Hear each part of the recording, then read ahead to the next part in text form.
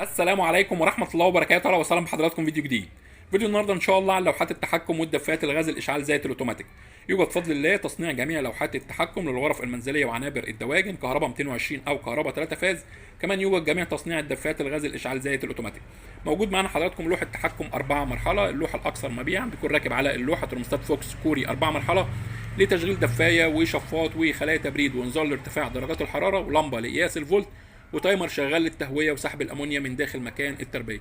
التايمر حضراتكم شغال على نفس الشفاط، يعني الشفاط بياخد امرين، امر من الترموستات في حاله ارتفاع درجات الحراره والامر الثاني من التايمر في حاله التهويه وسحب الامونيا من داخل مكان التربيه. يعني حضراتكم الشفاط شغال على الاثنين في نفس الوقت من غير ما يحصل معانا مشكله او يحصل معانا قفله. دي حضراتكم اللوحه نفس اللي موجوده عندي في الغرفه، بقدر اعتمد عليها بشكل كبير جدا في تظبيط درجات الحراره والتهويه اوتوماتيك سواء في الصيف او في الشتاء.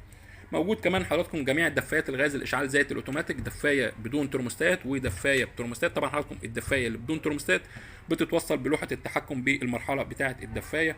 كده حضراتكم الترموستات مشغل معانا الدفايه اللي بدون ترموستات. موجود كمان حضراتكم الدفايه اللي بترموستات، يعني لو مش موجود عند حضرتك لوحه تحكم وحابب يشتغل دفايه غاز اشعال ذات اوتوماتيك بالحساس او بالترموستات، ينفع تشتري الدفايه بالترموستات وبالتالي كده هتظبط معاك درجات الحراره اوتوماتيك داخل مكان التربيه او عنابر الدواجن. زي ما وضحت لحضراتكم يوجد بفضل الله تصنيع جميع لوحات التحكم الفوكس او التي بي او الاتش بي كهرباء 220 او كهرباء 3 فاز. كمان يوجد حضراتكم تصنيع جميع الدفايات الغاز الاشعال ذاتي الاوتوماتيك موفره جدا في الغاز. الدفايه حضراتكم بتكفي معانا لحد 50 متر.